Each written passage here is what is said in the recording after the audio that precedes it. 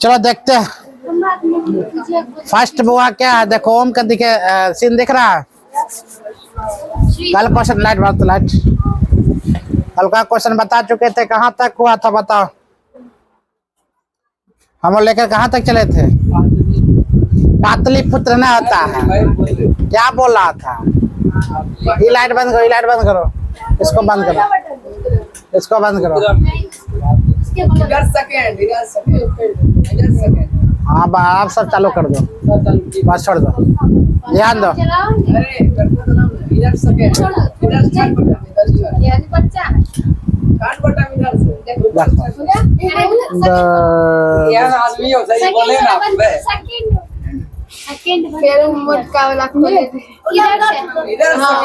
बात जते स्विच है कि ना। चलो ध्यान दो। ये तुमको वो दिख रहा होगा। बातें का कम करो, काम ज्यादा करो। हम लोग लेकर आते वो आप लोग क्या तो ओम नमः शिवाय, जागो जागो महादेव,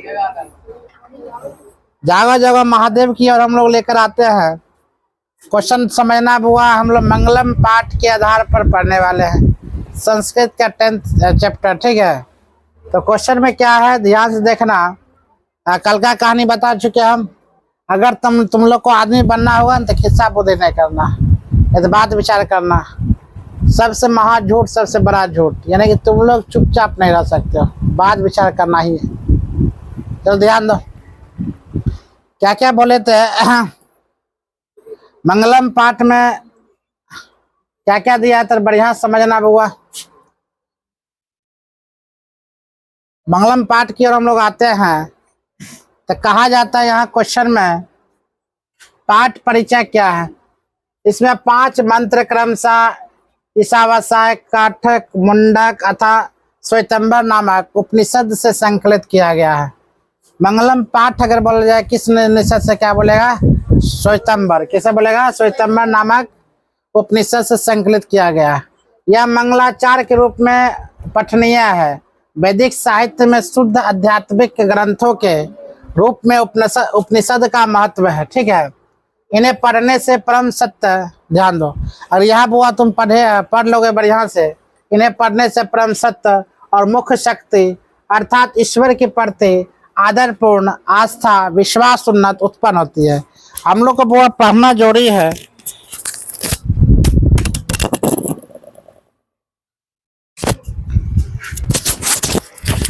हम लोग का पढ़ना अत्यधिक आवश्यक जरूरी है।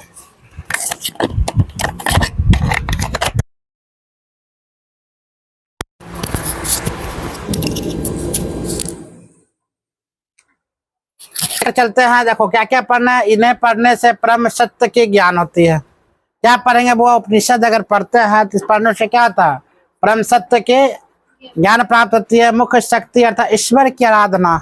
वो ईश्वर की आराधना करना आसान नहीं है। हम लोग अगरबत्ती दिखाते हैं और सोचते हैं हम लोग पूजा पाठ कर लिए, तो ऐसा बात नहीं है। ईश्वर की आराधना करने के लिए, तपस्या करने के लिए हमको जंगल में भटकना पड़ेगा, हिमालय पर्वत पर जाकर आराम से संसारिक जीवन से मोह माया त्याग करके वहां पर जाकर मंत्र जप सकते हैं। क्या समझ में आ रहा चीज को, ऐसे नहीं होता। वह तुम दोनों जो है, तुम दोनों चल जाओ पीछे, तुम दोनों वहाँ बैठ जाओ, बैठ जा, वह मैं जा, पीछे में जा। लड़की को वहाँ से वहाँ तक लड़की बैठेगी कल से, ये बेंच छोड़ के वहाँ 2 को वहाँ से बैठेगी। ठीक है, 4 को बैठ जाओ, हम 5 बैठे, 4 को बैठा, तुम्हें चल जाओ निकल कर आराम से। नहीं तो बैठो बैठो, नहीं तो हिला देगी। क्वेश्चन ध्यान दो। आदरपूर्ण आस्था और यह विश्वास उत्पन्न होती है। सत्य की खोज की और मन की झुकाव होता है। मतलब सत्य की खोज होता है, मन का क्या होता है बुआ, झुकाव। मन क्या होता है, बस हो जाता है। मन किस में आता है बुआ, बस में जाएगा और सत्य की खोज हो जाएगा। हम तुमको सत्य से अगर जोर से बुआ बोल देंगे ना, तुमको अगर जोर से बोल देंगे तो कहीं ना कहीं लगेगा कि झूठ बोले। सत्य बात अगर जोर से बोलते कड़वी तुमको लगेगा, कड़वी लगता है। यहाँ पर क्वेश्चन पूछा गया, सत्य की खोज और मन का झुकाव होता तथा आध्यात्मिक खोज की उत्सुकता भी होता। उपनिषद ग्रंथ विभिन्न वेदों के संबंध में, इसके बारे में हम टोटल पढ़ेंगे। लगता है कि हम लोग मंत्र पढ़ रहे हैं। हम लोग क्या पढ़े बुआ, मंत्र क्यों लग रहा पढ़ रहे। अगला बात की बात अगर बोला जाए तो क्वेश्चन कहा जाता है, ध्यान दो, क्वेश्चन में उपनिषद वैदिक साहित्य का अंतिम भाग है। उपनिषद जो है वैदिक साहित्य के कौन भाग है बुआ? अंतिम भाग है। अंतिम भाग में दार्शनिक सिद्धांत के प्रकट करते हैं। सब जगह श्रेष्ठ पुरुष परमात्मा की महिमा का प्रधान रूप गायन हुआ है। उसी परमात्मा से सारा संसार परिपूर्ण है और अनुशासित भी है। सबों की तपस्या का लक्ष्य उसी को प्राप्त करना है। इस पाठ में उस परमात्मा की प्रति है तो उपनिषद के 5 मंत्र श्लोक रूप में संकलित है। 5 मंत्र बुआ जान लो, 5 मंत्र संकलित है। कौन कौन मंत्र ध्यान दो। जैसे कि कहा जाता है 5 मंत्र, अर्थ समझो। यहाँ क्या? हे प्रभु, सत्य का मुख सोने जैसा। सत्य का मुख कैसा होना चाहिए? सोने जैसा। आवरण से ढका हुआ है। सत्य धर्म की प्राप्ति के लिए उस आवरण को हटा दे। मतलब सत्य का मुख किस प्रकार है बुआ? सोने जैसा। आवरण से ढका हुआ है। सत्य धर्म की प्राप्ति के लिए उस आवरण को हटा दे। आगे देखते हैं, कहता है फिर यहाँ पर ध्यान दो। प्रस्तुत श्लोक ईश्वर उपनिषद से संकलित तथा मंडलम पाठ से उद्भूत है। इसमें सत्य की विषय में कहा गया है कि सांसारिक मोह माया के कारण, क्वेश्चन तुमसे पूछा जाएगा, सांसारिक मोह माया के कारण भी उस सत्य की प्राप्ति नहीं कर पाते। बिल्कुल सत्य है। अगर मान लिया जाए हम कोई गलत काम कर देंगे और बच्चा से पूछेंगे अरे बुआ गलत काम किया है, तो बोलेंगे सर जी है क्या बोले नहीं बोले। वहाँ पर मन में थोड़ा सा क्या हो जाता है, क्या सत्य बोले या नहीं बोले।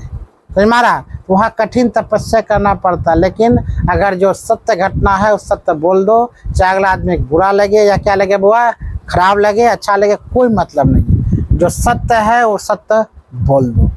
तो कहता है सांसारिक मोह माया कारण विद्वान भी उस सत्य की प्राप्ति नहीं कर पाते हैं, क्योंकि सांसारिक चक्का चौंध में वह सत्य इस प्रकार ढक जाता है कि मनुष्य जीवन भर अनावश्यक भटकता रहता। मतलब आज के युग में सत्य इस प्रकार ढका हुआ झूठ के माध्यम से मनुष्य भटकते रहता। शादी ब्याह धूमधाम से खतरनाक करेगा, कर्जा पैठी, ये सब है क्या? झूठ है। क्या हुआ?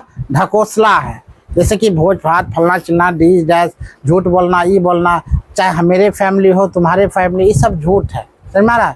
यह सब सत्य नहीं है। किसी की माता मर जाए, किसी के पिता मर जाए, किसी का बेटा मर जाए, इनफैक्ट कोई भी मर जाता है तो क्या होता है? रोना धोना शुरू करता है। आखिर रोना धोना क्यों शुरू करता है? उसमें स्वार्थ छुपा हुआ है। या अगर बेटा मर जाए तो वो हमको अब कौन खिलाएगा बुढ़ारी, ये एक स्वार्थ है। पति मर जाए तो अब कौन होएगा? समझ मारा? पत्नी मर जाए तो क्या करोगे? तो कहने के तात्पर्य यह होता है स्वार्थ में सब अपना अपना रहता है। हम तुमको हेल्प कर रहे हैं, इसमें भी कहीं ना कहीं क्या छुपा हुआ? स्वार्थ। तुम यहाँ पढ़ने आते हो तो भी कहीं ना कहीं क्या छुपा हुआ? स्वार्थ। किताब में तुम ढुक गया, इसमें कहीं ना कहीं क्या नजर आता है? स्वार्थ। ये सब सत्य नहीं है। सत्य के मार्ग खोजने के लिए तुमको संसारिक जीवन से मोह माया त्यागना पड़ेगा, तभी तुम संसारिक जीवन से मोह माया त्याग दो। बेटा पुत्र बोर बधू जितना भी है सब त्याग देगा, तब जाएगा कहाँ बुआ? और वहाँ जो चलाता है उसको कोई मोह माया नहीं होता है, सत्य की राह पर चलता है। हम लोग मोह माया है, मार तो दे छिप जाते हैं। यही यहाँ पर कहता बुआ भाई जाता है कि मनुष्य जीवन भर अनावश्यक भटकते रहता है। इसीलिए ईश्वर से प्रार्थना की गई है कि हे प्रभु उस माया से मन को हटा दो ताकि परम पिता परमेश्वर को प्राप्त कर सके। तो हम लोग को क्या लगता है परम पिता परमेश्वर को भगवान मिल जाएगा? नहीं मिल सकता है। अभी यहाँ पर हम तुमको बोल लेते हैं बुआ, किसी महिलाओं पर किसी पुरुष पर कोई आत्मा नहीं आता है, कोई परमात्मा नहीं आता, कोई भूत नहीं आता, कोई भक्त नहीं होता, कोई माता उसके शरीर पर नहीं आता है। अब यहाँ पर देख रहा है सत्य की खोज जाने के लिए कहाँ जाना पड़ेगा? हिमालय पर्वत। संसारिक जीवन से मोह माया त्याग करना पड़ेगा, तब उसके देह पर कुछ आ सकता है। ऐसा ही आ जाएगा? समझ में आ रहा? तो कहा जाता है अगला ध्यान दो। यहाँ पर वो मनुष्य के हृदय रूपी गुफा में अनु से भी छोटा है। बात ये, मनुष्य के हृदय रूपी गुफा में अनुष्य भी छोटा है। महान से भी महान आत्मा विद्यमान है। विद्वान शोक रहित होकर उस श्रेष्ठ परमात्मा को खो देता है। उस श्रेष्ठ परमात्मा क्या करता है? वह खो देता है। आगे प्रस्तुत श्लोक कठ उपनिषद से संकलित तथा मंडलम पाठ से उद्भूत है कि इसमें आत्मा के स्वरूप निवास के विषय भी बताए गए। विद्वान ने कहना है, विद्वानों का कहना है कि आत्मा मनुष्य के हृदय में सूक्ष्म जीव के सूक्ष्म तथा महान से भी महान रूप में विद्यमान है। जब जीव सांसारिक मोह माया को त्याग कर हृदय में स्थित आत्मा से साक्षात्कार कर, तब उसकी आत्मा महान परमात्मा में मिल जाती है और जीव सारे सांसारिक बंधनों से मुक्त हो जाती है। इसीलिए भक्त प्रार्थना करता है कि हे प्रभु, हम उस अलौकिक पवित्र प्रकाश से आलोकित करो, हम स्वकरहित होकर अपने आप को उस महान परमात्मा को एकाकार कर सकेंगे। मतलब महान व्यक्ति बनने के लिए, महान संसारिक प्रवृत्ति को त्याग करने के लिए, जब तक संसार को हम त्याग नहीं कर पाएंगे तब तक महान आदमी हम नहीं बन सकते हैं। ठीक है, इसमें सब दिया गया। अगला क्वेश्चन की बात बोले, कायता ध्यान दो। सत्य की बात बोले तो सत्य के ही जीत होती है, झूठ की नहीं। हमेशा याद रखना, सत्य कितना ही बड़ा क्यों ना हो जाए, सॉरी झूठ बोल दिए, झूठ कितना ही बड़ा क्यों ना हो जाए, झूठ दिखावा ही क्यों ना हो जाए, सत्य के सामने हमेशा क्या रहेगा, वह छोटा होगा। भक्त आने पर वह सत्य अपना इस प्रकार चमक दिखाता है, झूठा वहां पर क्या हो जाता है, उसका आंख बंद का बंद हो जाता है। सत्य इस प्रकार होता है। तो सत्य, झूठ हमेशा, झूठ की नहीं, सत्य से ही देवलोक का रास्ता प्राप्त होती है। अगर सत्य बोलेंगे तभी देवलोक की रास्ता प्राप्त होती है। ऋषि लोग कहा जाता है, ऋषि लोग देवलोक को प्राप्त करने के लिए उस सत्य को प्राप्त करते हैं जहाँ सत्य की भंडार है। क्या तुमको लगता है सत्य की भंडार या संसारिक जीवन में चलाएगा? नहीं, संसारिक जीवन में सत्य का भंडार नहीं आ सकता है, तुम याद मन में याद रखना। मुंडक उपनिषद से संकलित तथा मंडलम पाठ से उद्धत है कि इसमें सत्य के महत्व पर प्रकाश डाला है। ऋषियों का संदेश है कि संसार में सत्य की ही जीत होती है। संसार में किसकी जीत होती है? सत्य की ही जीत होती है, और सत्य या झूठ के नहीं। तत्परता यह कि ईश्वर की प्राप्ति सत्य की आराधना होती है।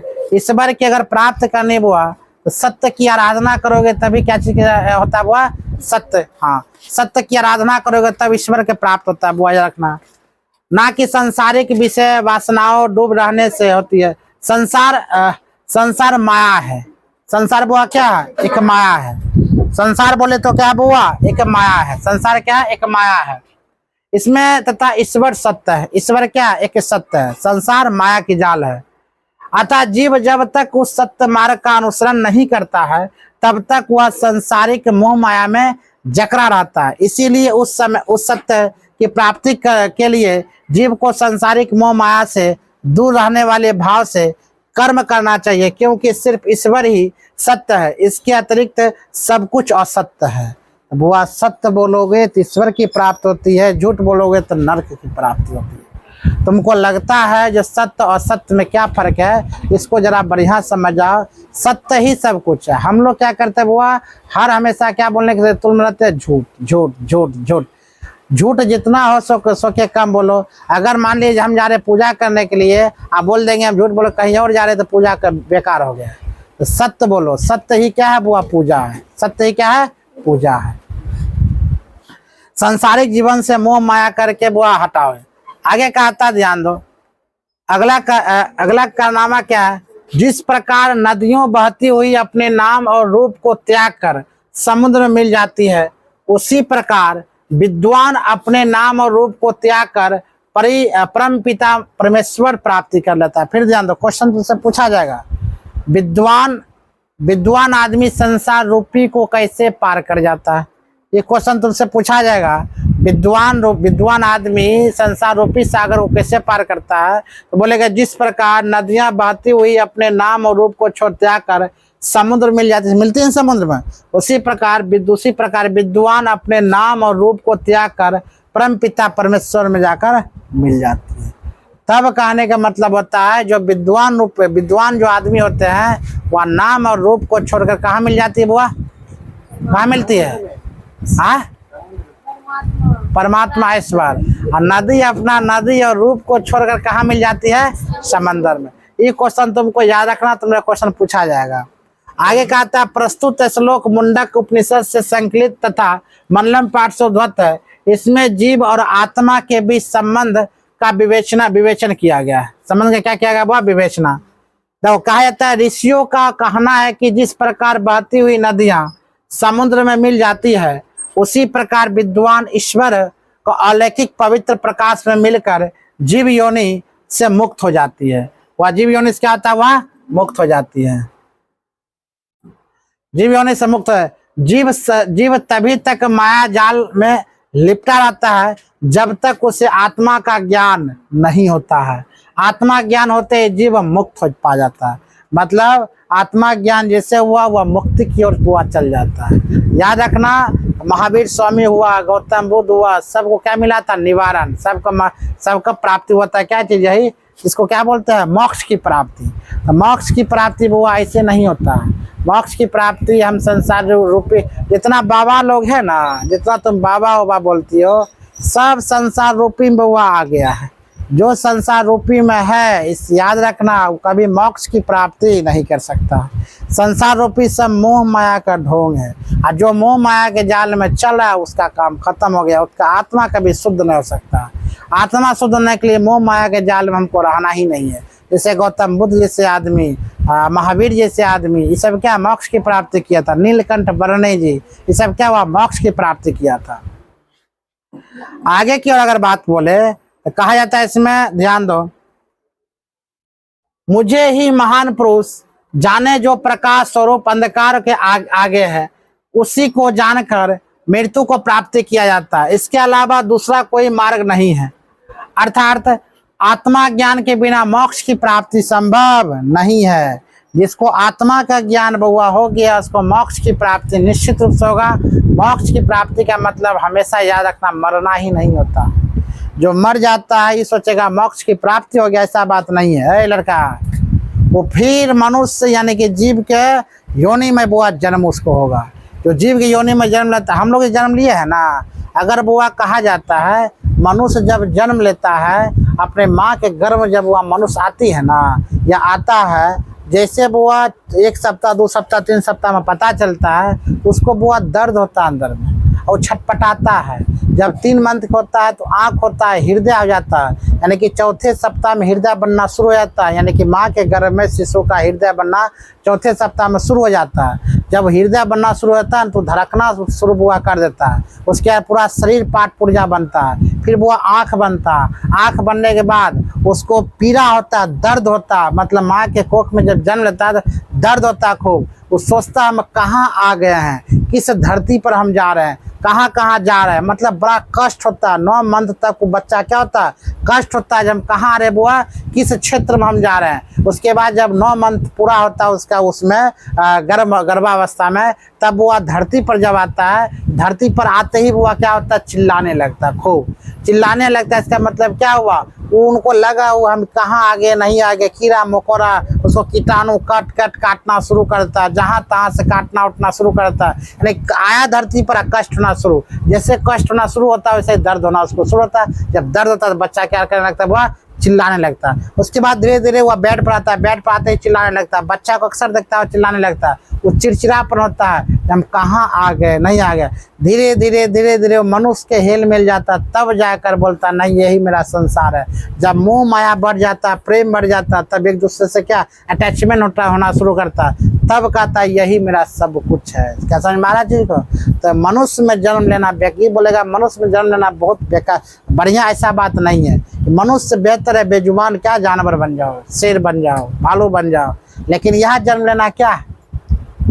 दुखों का पीड़ा है। तुम हर मिनट तुमसे पीड़ा होगा। तुम पैसा नहीं कमाओगे तो भूखले पेट मर जाओगे, इधर नहीं कमाओगे ये मर जाएगा। तो मतलब मनुष्य भूखले पेट मर सकता है, लेकिन बेजुबान जानवर कभी भूखले पेट नहीं मर सकता। मर सकता है नहीं।